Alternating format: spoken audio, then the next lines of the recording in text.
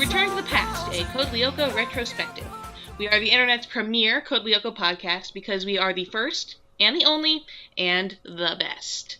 I'm Mary, and I'm ready to make this town explode. I am David, and I am presently naked. I'm Ben, and I've been crying inside since 2007, especially more so now that I know that David is naked. Woo! So, I hope you guys liked our first episode. Whensoever it went up, I'd like to apologize after the fact for my terrible audio quality. I was way too close to the microphone. You can tell that this is our very first time doing anything like this, and I hope you enjoyed what we had to say about Teddy Godzilla. So, now we're watching another episode. I hope that doesn't surprise you folks at home. I hope you were sitting down. We do intend on watching a lot more of these episodes, so 97. Prepare yourselves. 97. Or 123 if we go into the secret episodes. No. I thought we talked about this. We did. Oh, yeah, I remember that. Or didn't we? I'd be open. I never actually watched much of that thing that doesn't exist, so... That's okay, me neither. Of course you didn't, because it doesn't exist. If we were to do this... If it did exist, though. If it did exist, it would be a new experience for me, so... I'm on the fence about it. Also, the 3D animation would have been just spectacular. Yes, that would have been the one redeeming quality that hypothetical show would have had. If it existed. But it doesn't exist. So I guess we're just going to have to move on. So, are you guys ready to, as they say, rock and roll? Yes. I'm not so sure about rolling. We can rock. You're going to have to come back to me on the rolling. Oh, no hills to roll down for you? No, just straight rock. Okay. Well, I say that in this voice that implies that I am being very funny, because this is the musical episode, or at least the one where they tried to do a musical episode and then did not ever do one again. And I think it's because they learned a lesson, and I am glad that they learned that lesson. Well, yes. It's not really a musical episode. It's an episode with some music in it. Right. Yeah. Anyway, we should clarify that there are no show tunes here. If there were, that would be pretty cool. Well, I do like show tunes. It is very cool. As long as Yumi doesn't sing, I'd be okay. Yeah, we'll get to that later. Right, so seeing is believing. And once again, if you would like to watch along with us, you can go to youtube.com. If you go to I believe the username is Code Lyoko Official English US. Either way, if you type that into the YouTube bar, you will find what you're looking for. And you can watch Seeing is Believing. I think they uploaded this one out of order, but it is number 2. Alright, so this episode has a very different feel from Teddy Godzilla. I'm just going to say that right off the bat. It's a little more subdued. Also, the main characters are actually the main characters this time. Yeah, I think... Well, first of all, I want to say that when I think back to having watched the show, I don't think... Seeing is Believing does not feel like the second episode for some reason. No, it really doesn't. As a matter of fact, when we talked about this podcast... And then you said that Seeing is Believing was next. I'm like, what? Really? It's the second episode? Here's why that happened. The first DVD, the first complete season DVD, has all the episodes in a totally random order. Yeah, I'm not sure why Funimation did that. Yeah, you know the one with the orange box? It's just a total jumble. And to this day, I don't remember what episode what order the episodes of season 1 go in. Was that the full season 1 box? Why would they do that? They just didn't care. It's what Disney does, too. Like, the DuckTales DVDs, they're all totally jumbled. And one of the things about Code Lyoko, I don't remember if we mentioned it the first episode, the first season is full of what we in the business call filler. There is not necessarily a defined, like, you have to watch them order by order. There's a little bit. There's kind of an overarching plot. But in theory, you could watch them in jumble and still make sense of them. Or not make sense of them, as the case may be, because there's no exposition. That's true. Well, the only one that you have to watch at the end is the 2-parter. The season finale 2-parter. Right? That's about it. Yeah, that's about it. Yeah, I'm not sure if there are any other 2 episodes that in season 1 that really connect with each other in the same way. No, it's really just, I mean, the idea of virtualization, which was only alluded to a little bit in the first episode, and then a little bit in this episode. Like, it just goes on and on, kind of like it progresses, but not explicitly in your face. You have to watch episode 4 to know what happens in episode 5 or 6. Yeah, it's just kind of always an overarching thing. It works into some of the episodes, but they never really succeed until the end of the season. In fact, Spoiler. Blah, blah, blah, blah, blah. I already spoiled that in episode 1, so don't worry about it. You were very right. Yeah. That's true. I was just being a bad person. That's okay. Question, do you think any actual children will watch this podcast? Because I Probably really doubt it. not. This is really just complying with the iTunes requirements for us not to have a giant explicit label on every single episode. Does one watch a podcast? What is the verb? Does one podcast a podcast? I think listen to. It's like radio. Okay. I'm going to continue to use the verb podcast for the noun podcast. You said so on the radio. Verbing weirds language. Yes. Alright, so Seeing is Believing opens up with a very strange scene, I always thought, where some nerd explains how nuclear power works, supposedly. Well, he's a representative of the nuclear power plant, giving an explanation on how nuclear power works for the benefit of the kiddies. For the benefit of the children, with this giant nuclear power plant... Is there a nuclear power plant, like, right next to France? I mean, Paris? Yes, I'm sure there is. At the time this episode aired, France got 70% of its electrical power from nuclear generation. France is one of the most nuclear-friendly countries in the world, or at least it was. It's my understanding that they have scaled back some of their nuclear power after Fukushima. Oh! But it is actually I didn't know that either. Growing up in France, it would be completely normal for someone to come into your classroom and talk about nuclear power. It would be completely normal for a nuclear power plant to be near you, and I think that's why nuclear power comes up a couple times in the series. It's normal to French people. That's a cool thing to know. Holy crap! I didn't know this 2000s French history, and I thought I knew. The more you know. And I thought I knew a lot of 2000s French history. Like the fact that the drinking age for beer and wine was 16 until I think somewhere in the late 2000s, early 2010s. Then they bumped it up to 18. One thing I was told when I was taking French in high school is that French parents start giving their children wine in small quantities when they're very young, so they can get accustomed to it. I mean, I'm sure that's true, but this is like if you were to go to a bar on your own and order a drink. To buy it yourself, yes. Yeah, basically. I sometimes attempted to work that into a lot of fanfics that I didn't write, because by the end of the show, Yumi and William, who you'll meet later, unfortunately, they're of legal age to drink. William's okay. He's an okay character. We can talk about William when we talk about Season 2. That sounds good. In the meantime, William doesn't exist. No, he doesn't. Neither does Hiroki.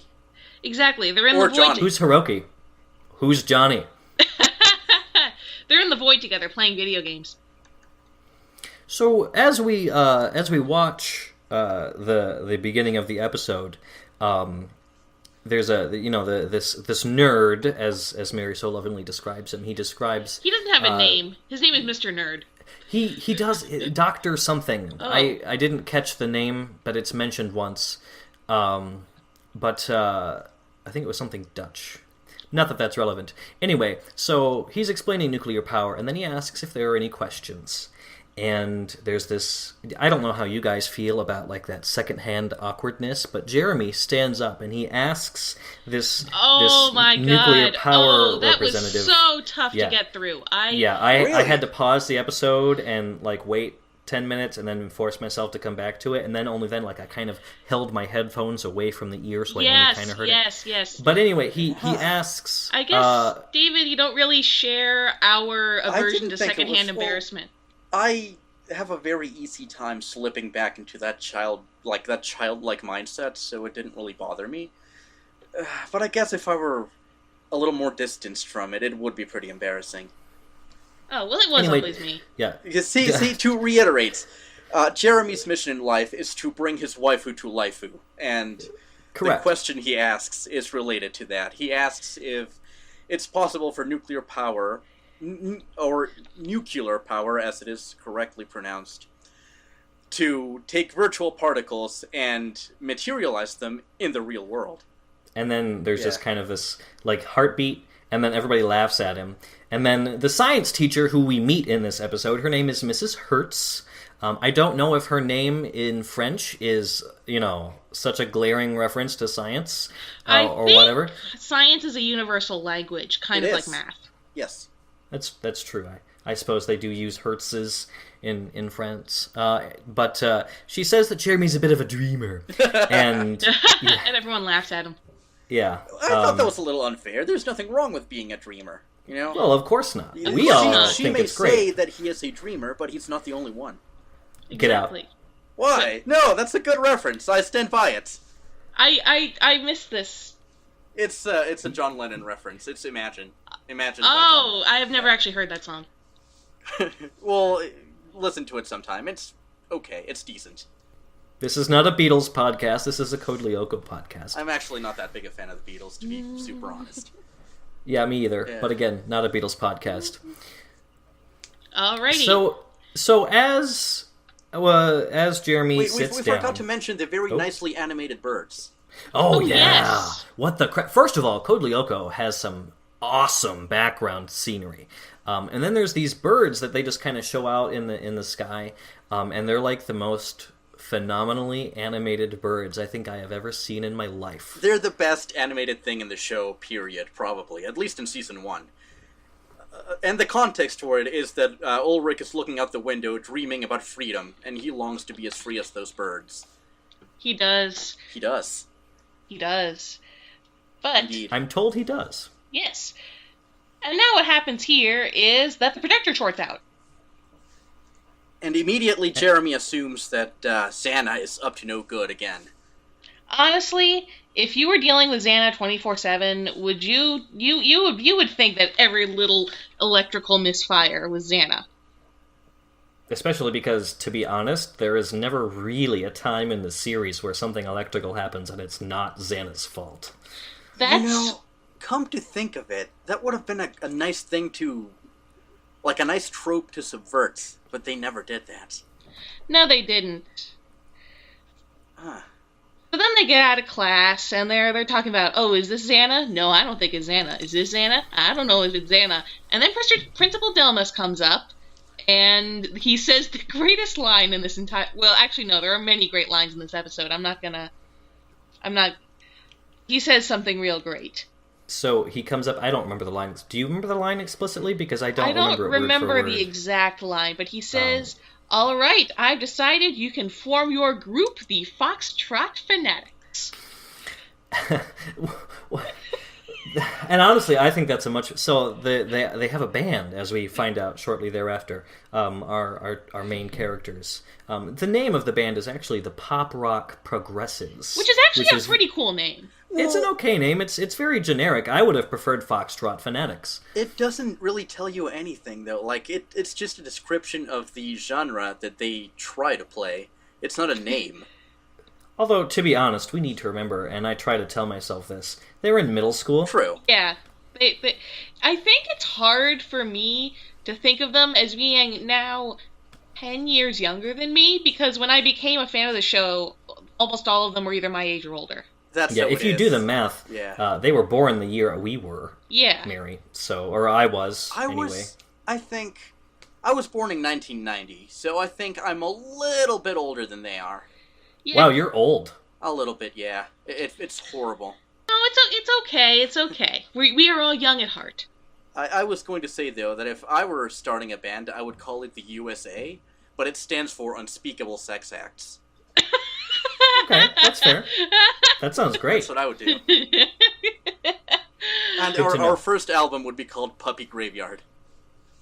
Oh, okay. Note to self, do not join band with David. You don't want me in a band anyway. I'm horribly tone deaf. Same here. I'm so unskilled musically that I can't even imagine a tune that I haven't already heard. I think at this point we don't really have any license to criticize the Lyoko Warriors. They're doing their best. They're doing their best. They can at least play some instruments. Exactly. Also, I'd like to point out that Odd is super excited even before Yumi corrects Mr. Delmas about the name. Like, he is all in for being the Foxtrot Fanatics. Which, like I said, I think that's very fair. And another thing I want to mention, this is just a little thing about the episode that kind of bothered me. They use the phrase group more than they use the word band. Mr. Delmas says, you can join your group. They refer to their group. That's just so, like, weirdly generic. Like, it's a group that does what? Well, no. I'm not sure. In French and in Spanish, group means band. So it's just a mistranslation. Oh, I'm seeing a mistranslation pattern in these first few episodes, but you know what? I appreciate their efforts. And then I think in this episode, did the script. Like, I think the same writers did the script in both English and French. And if I recall correctly, I could be making this up, but I feel like I saw once the first season was written in French and translated into English. The following seasons were actually written in English first and then translated into French. Like I said, I can't confirm that 100%, but I'm pretty sure I saw one of the voice actors say that once. Hearing something like that. It sounds true. It sounds true. Yeah. What are the Foxtrot Fanatics up to next? Well, Mr. Delmas tells them that they can only form their group if they hold tryouts that are available to everyone, which, you know, I think that's pretty fair. Yeah, if I was a school principal, that's exactly what I would do, I think. So basically, Yumi, Ulrich, and Odd head off to do their band thing, but Jeremy takes off from the cool kids because, and I quote, I'm not into rock. Wait, Ulrich said that? Not everybody is. No, Jeremy said that. Oh, Jeremy, that's right. Well, that's part of his character, too. We'll see more and more of that. He's very, what's the word? Nonconformist. Like, later on, he'll say that he doesn't like popular movies either. Like, in Season 2, he says that, I think. He loves computers. Especially computer girls. And his waifu. I mean, who doesn't? Right. So, we see him on his computer, Cowboy Bebop at his computer, and he's looking for sources of the power outage. And Aelita's talking to him, asking him what's going on. Oh, she says it's the line, that magical line. You know, if you ever have a problem, you can always talk to me about it. Oh, warms the cockles of my heart. It does. It warms my cockles, too. I love it. Aelita and Jeremy are having their sweet moment, and Aelita, I believe, agrees to go, see if there's something that's up in Lyoko. As she does, and then Jeremy activates the scan, and he leaves because, and I quote, they've got Brussels sprouts today. See, I'm telling you, nonconformist. He likes what everyone else hates and vice versa. One thing I wonder, are Brussels sprouts hated in France like they are in America? Because it could have been a genuine, Jeremy likes Brussels sprouts, that's a food that he likes. In America, that'd be like, ew, gross, why does anybody like Brussels sprouts? Well, Ulrich immediately pushes away the Brussels sprouts. He does. Okay, that's fair. All right. I'm glad we settled this. Good work, team. You know what? Yes. I'd just like to point out that broccoli is a pretty decent vegetable. It's never bothered me at all. I second your broccoli support. Thank you. I also support broccoli. I also support broccoli. I'm glad we like broccoli. We can come together. We may disagree on some things, but broccoli brings us all together. Yeah, I don't think either of you like onions. I don't like onions. I hate onions. But I love mushrooms. Well, then you can go. Oh my Jesus! You can go hate onions over there. So I will go hate onions over here. So let's see. I like onions and mushrooms. David does not like onions, but likes mushrooms. You don't like onions or mushrooms. What a perfect triad we have going on here on our vegetables podcast. We are an equilateral triangle. Our VeggieTales vegetable podcast. Appreciation. Yo, VeggieTales. Lord. Indeed, Lord. Yes, that's their thing. Did you know why the VeggieTales characters are vegetables? It's because in the early days of CGI, they couldn't make realistic human skin textures, so all the early CG characters have some excuse for looking like plastic. So either they're vegetables, or they're plastic toys, or they are virtual people in a computer. Or robots. That makes perfect sense to me. Like, I know in 2005 when The Incredibles came out, like, Pixar put a lot of work into making realistic human 3D characters. Well, more like realistic skin texture, because they look very cartoony. They do. One thing that I don't remember if I mentioned this first episode, Code Lyoko's 3D animation, it only feels like it started aging a little bit ago. I mean, when you look at it, especially the early episodes, you can tell, wow, this is early 2000s. But it didn't really feel like that for a long time. I don't know how you guys... No, I think just the really early episodes did, maybe, but not as much. Garage Kids, though. Woo-wee. Garage Kids, the unaired pilot. I think the CG in Season 4 still kind of holds up. A little bit. I think so, too. And the CG in the show that doesn't exist looks legitimately good, by modern standard. Well, it is relatively more It would have been relatively more modern.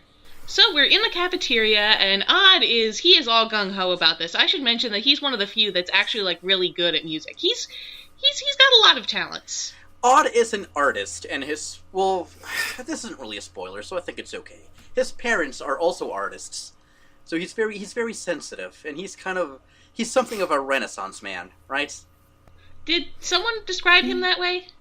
I don't think they do in the show. Well, David did just now. Oh, well, cool. Then he is a Renaissance man. All right, so he's handing out flyers. Jim takes one. Is he Jim again? They refuse to give one to Sissy. Or rather to Nicholas, because he's the one holding out his hand. Right. That's right, excuse me. Right. And I'm looking at some screenshots here to give myself a sense of where we are in the episode. They're at the vending machine, and oh right, it's another thing with the power failure. The vending machine doesn't work. Wait, before we move on, there are moments in Season 1 where the main characters are kind of dickish to the other kids, especially Herb and Nicholas, and this is one of those moments. Oh, it absolutely. Oh, they're downright cruel in some of these first episodes, which they makes get better. They get better. You know, I think it's, and it just in the very beginning, I understand that we're supposed to think that they're not, you know, the hip crowd or whatever, but in the beginning, it's really hard to get that sense that we're supposed to think they're misfits. Because I think we are supposed to think they're misfits by the end of it. I'm not sure I agree with that. I think no? I wouldn't call them misfits. They look pretty... They're not dorky. They don't get picked on. They have friends. I think it's more of a self-defeating thing where the fact that they had to spend so much time fighting Xana that they end up isolating themselves. The word for them is outsiders. They're outsiders. Right. That's fair. Yeah. Yep.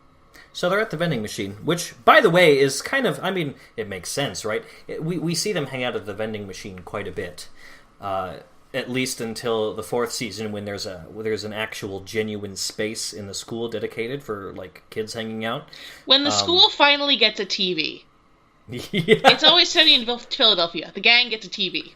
You know, and I'm not sure that we see it in this episode in particular, but one of the only things that really punches you in the face that this is set in Europe is the fact that, and a couple times when they use the vending machine, they always have really well-defined animated Euro coins. They do. Like, you can make out all the little lines and, like, the shape of Europe itself. They don't even try to hide it. They still call them dollars and cents, though. Yes. But that's neither here nor there, because I could go on about that for a while. I always just thought it was really funny. There's a Season 2 episode that opens with a close-up of a Euro coin, in fact. That's awesome. You know the one, right? I'm trying to think of if I know... Is it A Great Day? No, it's not A Great Day. It's, well, if I describe it, that'll be a spoiler, so we'll leave it up in the air for now. But right. You guys, it's a really great Euro coin. Fantastic. I will take your word for it. Props to the animators in general. So, shall we move on to the band tryouts? Because these are pretty great. So, yeah. So first we have this guy who's really good, but he's a little too intense for our hero's tender hearts. Wait, let's talk about this guy, though. He's the dude who's kind of like... He has a ponytail, he has long hair, he's like a rocker, you know? He's the proto-William. He's the proto-William. He is, though. He really is. But the show can never decide if he's a boy or a girl. and sometimes he sounds like a girl. Yeah. Sometimes his name is I think Mike. in episode 1, he, emotes, and he has a very feminine voice. Yeah, right? The dubbers and animators can't really keep straight who's a guy and who's a girl. Well, I think it's a problem with this one character specifically, because they see a ponytail and they assume he's a girl, but he's not, he's a guy. Also, his name is Emmanuel. They call him Mike in this episode. They do. They call him Emmanuel later.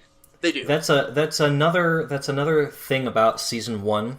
There was definitely a more concerted, at least in different ways, a more concerted effort to not make things sound French. So his name is Mike.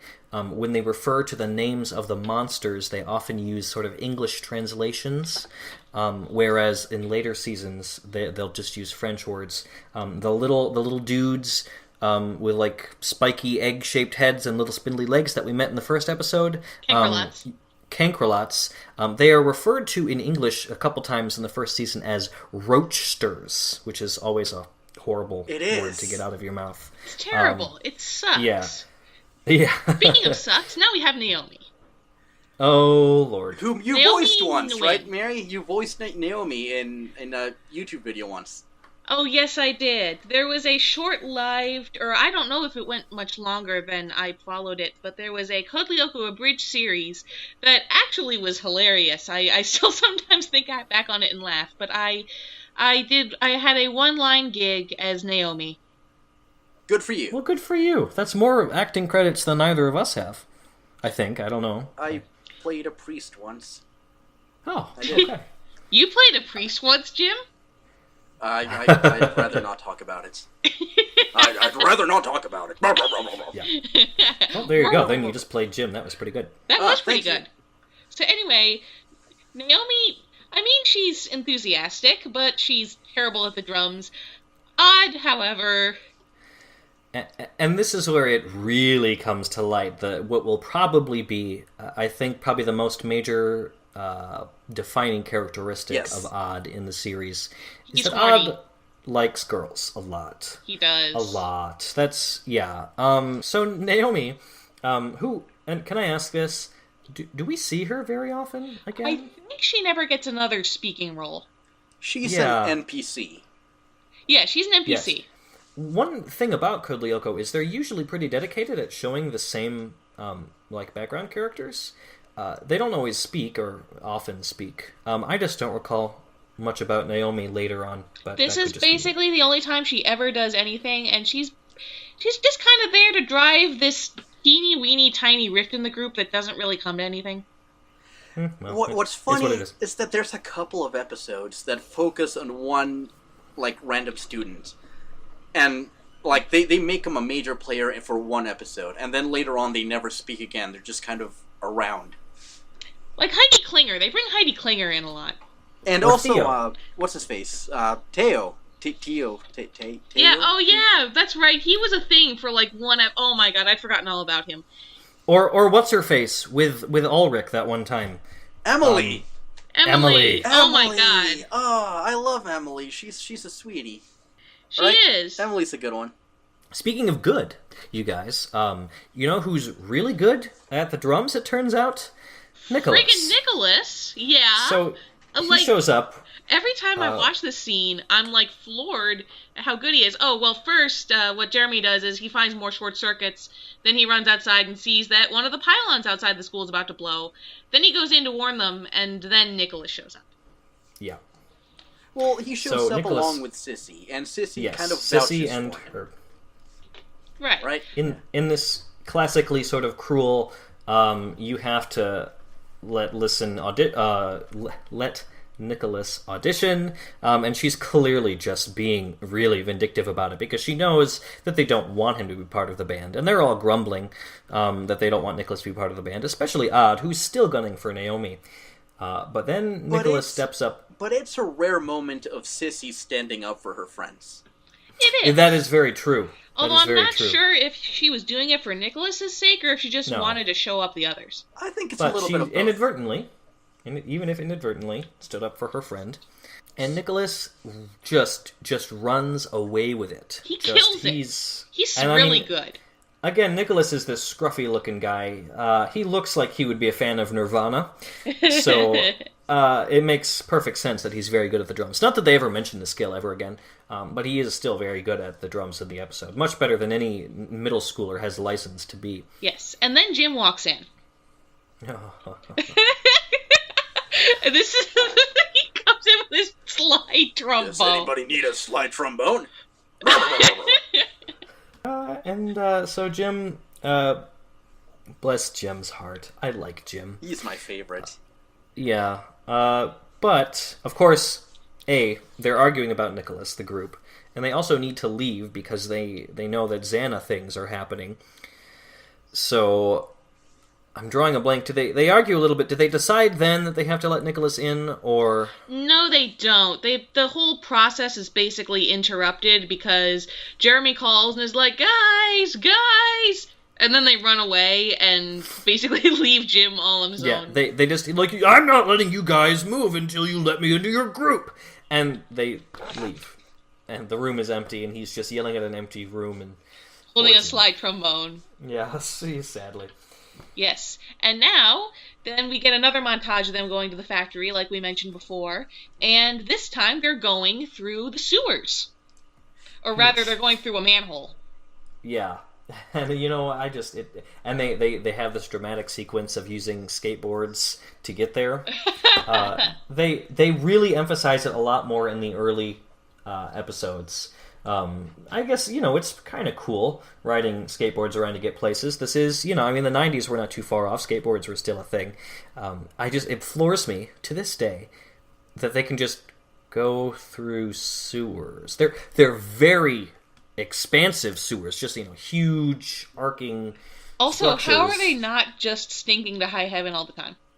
I don't know. Maybe sewers in France work differently. Because, the water is always shown as, blue, not green. Jeremy falls in at one point. They look more like underground canals. Maybe it's a disused sewer. You know what? I like that answer. Let's stick with it. Let's go with that. Because we're never really supposed to question it, so let's not before the writers of Code Lyoko come to our houses at night and kick us in the shins. So they get to the factory. They do get to the factory, and there Jeremy tells them about the pylon. He says that the pylon can hold a maximum of 1 million volts, and that if it explodes, it's gonna go right to the nuclear power plant, and Paris is gonna be fallout. So, I don't know enough about nuclear science. Me neither. So I can't actually talk about the scientific basis behind this idea. I'm not entirely sure that one overload of electricity sent to a nuclear power plant would cause it to melt down. But then again, I don't know, so I'm not actually going to say one way or another. But it does seem a little fishy. It's also worth pointing out that Xana attacks are not usually so intense.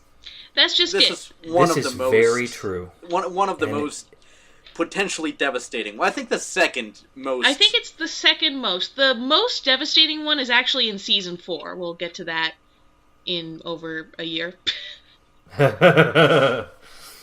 In the episode Hot Showers. Basically, that one could have potentially destroyed all life on planet Earth. This one would have made a good portion of France uninhabitable. Right. I mean, it is France, so Ben! kind of already uninhabitable, if you ask me. Remember the boundless love that we have Especially for the show? if Marine Le Pen wins the election. Oh, I went there. It's true, but Other countries have politics. What? No, they're not allowed to have politics. What? No. I'm exhausted enough in this country. That's very true. Okay, so Anyway, Code Lyoko, everybody. So yeah! this is so... sorry, guys. We live in interesting times. If you're...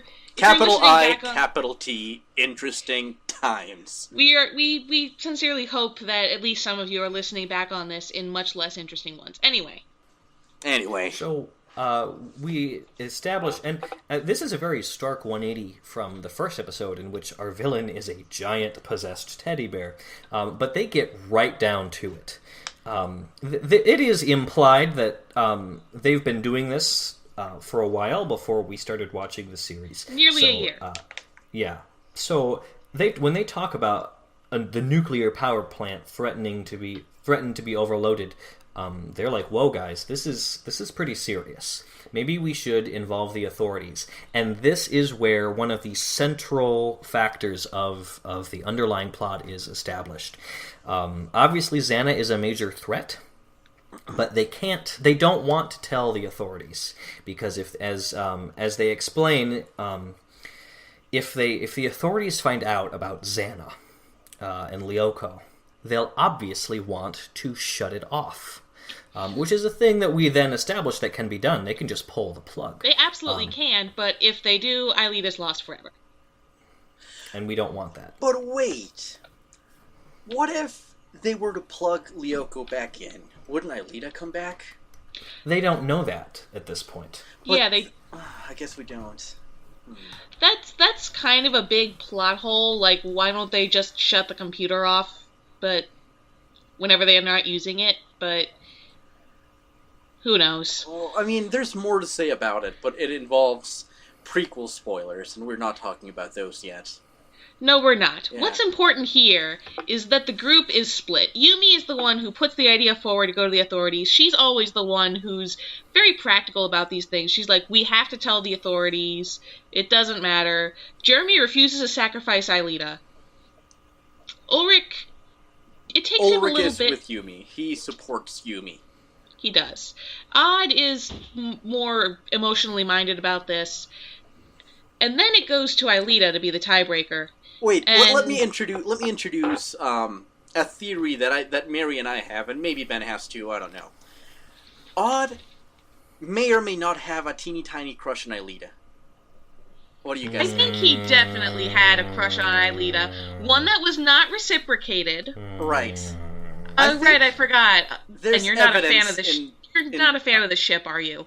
I am not. Well, I wouldn't ship it either, but I think it's an actual element of the show with evidence to back that up, especially in seasons 2 and 3, right? Mary? I think at least in season 2. In St. Valentine's Day, they tried to make it a thing. It didn't really catch on. But there was another thing. Another relevant episode. The one where Odd... Shall we keep that one a spoiler? It's the one with the breathtaking experience in the moonlight, to put it that way. Oh, that's a good one. That is a good one. I love that one. So at the end, at the end, Ileeta reveals another side of herself, which is she is very willing to sacrifice herself, like very willing. Ileeta is a little angel. She is the most selfless, the most kind-hearted member of the team. If she is to be considered one at this point. Well, I think she's a member of the team. It's hard to say what her mindset really is, but she doesn't really have a self-preservation instinct. Well, she must have one, because she runs away from the monsters. Right, but she's always very willing to sacrifice herself for the team, and basically, if it means saving everyone outside, she's willing to have the supercomputer shut down. But just in case what their game plan ends up being, Yumi's going to go tell the authorities, and Ulrich and Odd are going to go to Lyoko, try and find the tower and shut it down before anything goes wrong.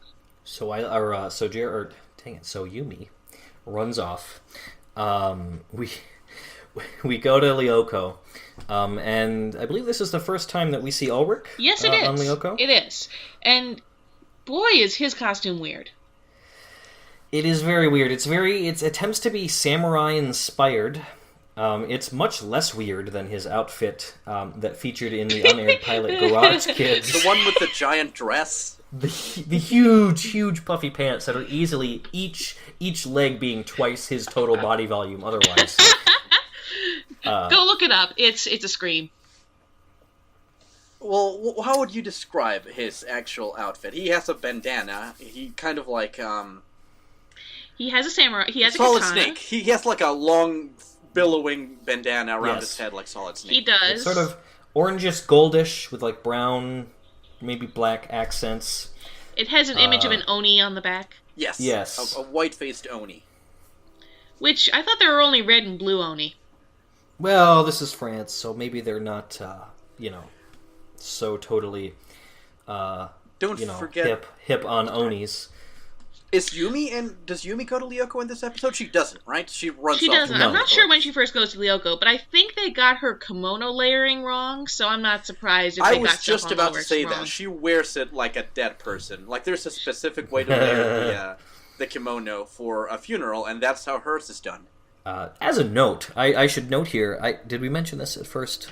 Thomas Romaine, who was sort of the... we did mention Yeah, we did, that he... Let's mention it again. He's a total weeb. He's the sort of creative brain behind the concept of Code Lyoko is a total weeb. He loves so Japan. there's a lot of Japanese stuff that goes on, especially in aesthetics, like Ulrich's samurai-based outfit. And we see the desert again. That's the sector of Lyoko that we go to. If this part sounded a little choppy, we just had technical difficulties, nothing to worry about. We're back now. So what happens is our team of heroes goes through the desert in search of the tower, and where Aelita senses that the pulsations are leading her is not a tower at all, but some sort of oasis, like it's a little pool of water. This is the one and only time in Code Lyoko history where there is water in Lyoko, by the way. Like, is it really? Yes. Actual water and not digital seawater, which I don't think we've right. addressed the digital sea yet, so We did. we'll let you We talked discover about that it particular in, nugget as it comes. We talked So, about the digital the one- sea, though. We did already. We did in the first episode, but the show has not yet. Oh, right. Yeah. So one thing I do want to note, it is a running theme throughout the series, but I think especially so in early episodes and in the first season, we see that one of the weapons that Xana uses in his arsenal is the geography of Lyoko itself. He tends to obscure the location of towers by somehow, and it's sort of implied that he has the power to alter Lyoko or hide things, basically. It's to sort of make it harder to find the tower. This becomes generally irrelevant later in the series when it becomes much easier for them to find the activated tower. In the early episodes, they have to actually look for it with their eyes. And they Xana do. uses that to his advantage, because we don't know where the tower is. There's just this random pool of water. And I guess they eventually sort of give up, or at least Odd does, because he's just hanging out, sitting at the Right, the yeah, they're surface just of this kind pool. of standing there. Or As one just does slashing when his the sword world against is- the ground. You know, as one does when the world is, ending outside and there's a pending nuclear apocalypse. Let's just have a seat here and maybe it'll come to us. I think Odd sort of meanders and reaches into the water, and oh my god, his hand goes right through it. Which is unusual, because usually solid objects don't go through water. This is very strange. I know, isn't it just mind-blowing? I You know. put your hand in water and it just goes in and you can't see your hand anymore. And then, in what I think is a horribly stupid idea, because he has no idea what is happening on the other side of the water, he just jumps in. Not only Like, that, we see a cut of him, like, backflipping through the air, just, like, spinning. Yeah. Oh, Like, yeah, let that's me- right. let me just jump right on in. Nothing bad could possibly happen here. Well, it doesn't, because he Well, it doesn't. conveniently happens on a flat surface, and there's the tower. And there thank are goodness also we have not, in crabs. fact, established what happens if you fall in the digital sea yet, so we, the audience, don't know that a horrible death awaits him if he miscalculates. Well, a horrible virtualization does await him, because then the crabs show up and kick his ass, and kick his butt. Heine. Crabs, Tail. in another stark difference. Well, maybe not so stark, because I guess there was a mega tank in the first episode. Never mind. I was going to say that the crabs are much bigger than the roachsters / cankrolots that we see in the first episode. They're huge, giant. Well, they're crabs. They're red, crustacean-shaped beings on 4 giant, spindly legs that are, easily 4 times the height of a human, at least. And they have, like, these 6 eyes in air quotes, that shoot lasers, as, everything in Lyoko tends to do, shoot lasers. They also have a laser on their tummy, which they never use. Except for one episode. And shoot them they do at Odd. And Odd It's their immediately gets devirtualized. He does. Devirtualized, of course, is what happens when, on Lyoko, you lose all your life points. So you get shot, and then you disappear, and you return to Earth. I don't know if was anybody devirtualized? I don't think that anybody was devirtualized. In the last episode, no, they weren't. It was only and, Odd and Aelita and Lyoko in episode 1, and neither one of them gets devirtualized.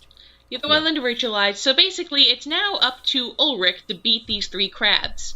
Or is it 2? It's 3. It's 3. Okay? But how is one guy gonna take on 3 crabs? If only Ulrich had some kind of Deus Ex Machina kind of power to split himself in 3. How could this happen? Well, as it turns out, he does have that thing. That is exactly the power that he has. Triplicate! So yeah, he splits himself into 3. He confers between his 3 clones, which must be really messed up. Yeah. It never seems to bother him, though, even though everything else does. Oh, I'm 3 people. That's true, though.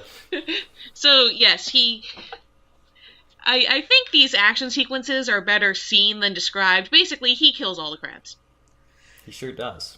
By running around and doing backflips. ninja flips, which is what he does. He does do ninja flips. That's exactly what Ulrich does. So yes, and then the way to the tower is clear, Aelita approaches it, and we go back to Earth. Okay. So as we return to Earth, not that this happened in sequence in the episode, we are just doing it that way because it's easier to explain as we talk to you, dear listener. But Yumi attempts to go see Principal Delmas and the representative from the nuclear power plant who is hanging out in Principal Delmas's office. They're just chilling and lighting why candles. wouldn't he, go back to the plant and discuss these electrical problems that are happening? Yeah, I don't know. All throughout the city? By the way, the power's out.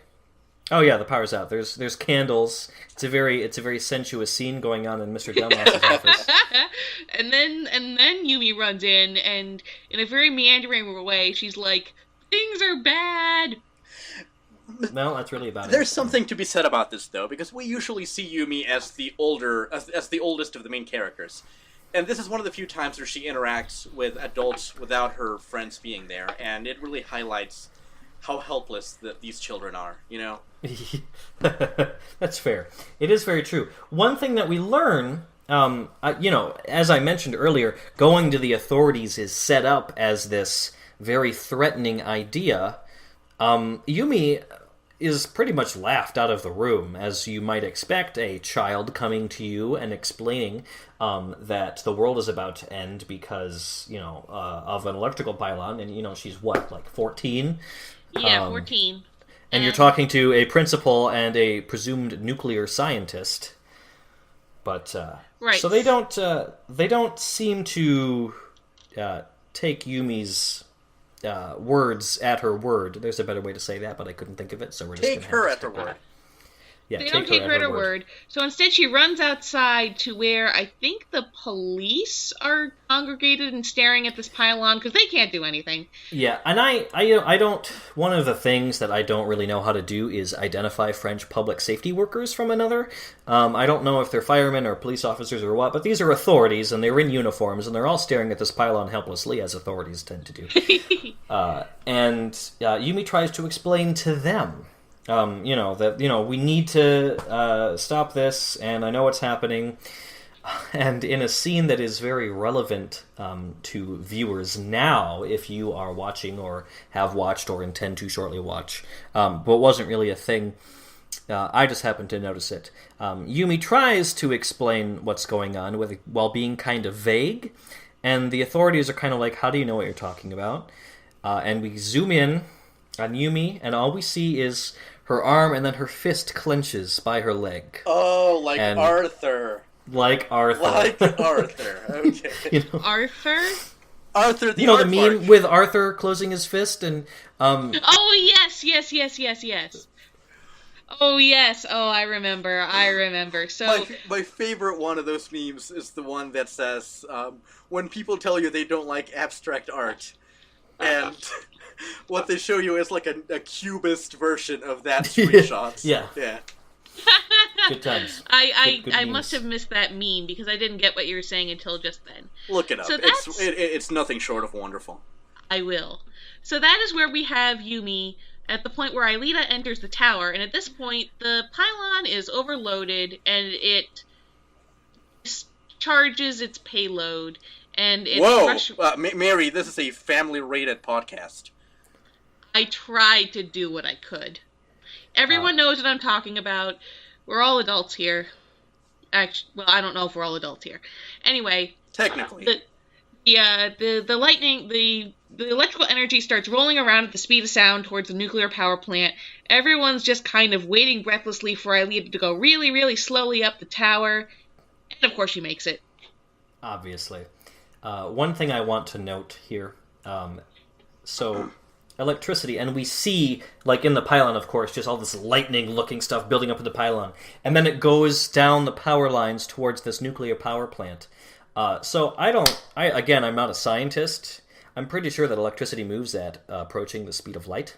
And Aelita hits the screen to deactivate the tower as the electricity is like meters from the power plant, which means that she literally saved the day in an almost scientifically immeasurable short amount of time.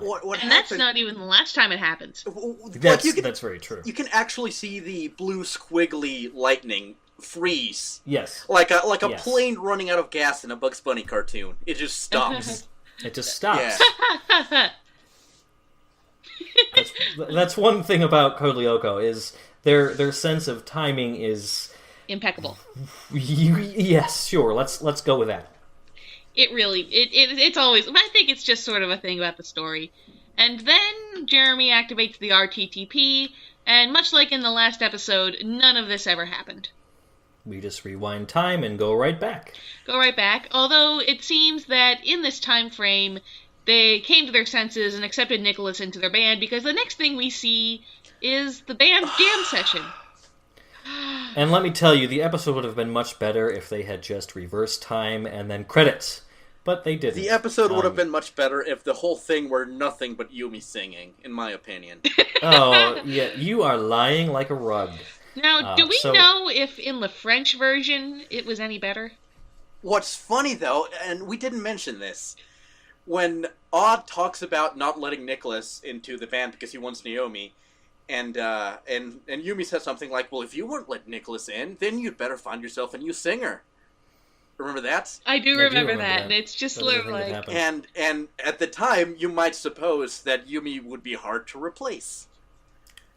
This is not the case. Cannot sing. Like, I have to hand it to Mirabelle Kirkland because she tries. Mystery girl from another world. And that's basically better than Yumi. But okay, so here's the thing: they're all playing. Nicholas is obviously very good. Odd is decent. I don't even remember, what does Ulrich do? He plays the keyboard. There's such a cacophony. I can't even really hear his part.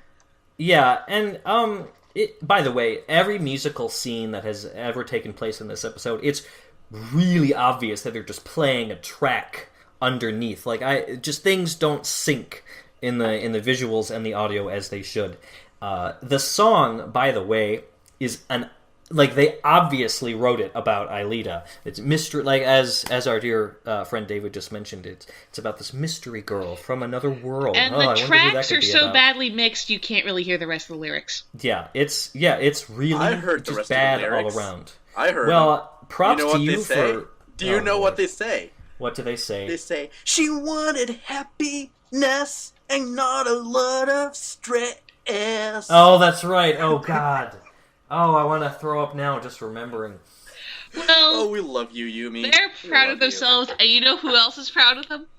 Jeremy is very proud. He's in the audience. Wait, no, don't forget. Jim is also in the band playing the slide trombone. He's playing the slide trombone, and every now and then in the track that they're playing behind this animated scene, they're kind enough to actually throw in a trombone, but it's only a couple times.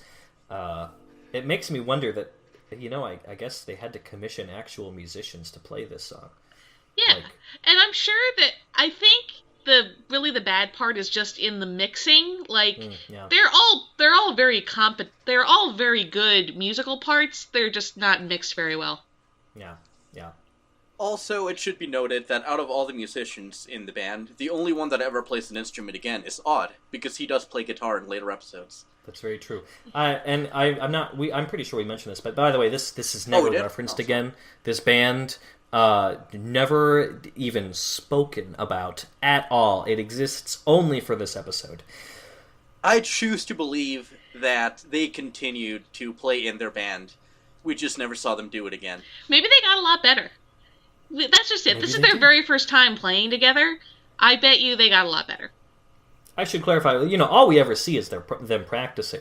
I mentioned earlier that Jeremy's in the audience. It's not so much an audience as they're set up as they're playing, and Jeremy is hanging out watching them. The Sissy and Herb are there too. Yes, yeah. And Jeremy says something. He says he says something legendary.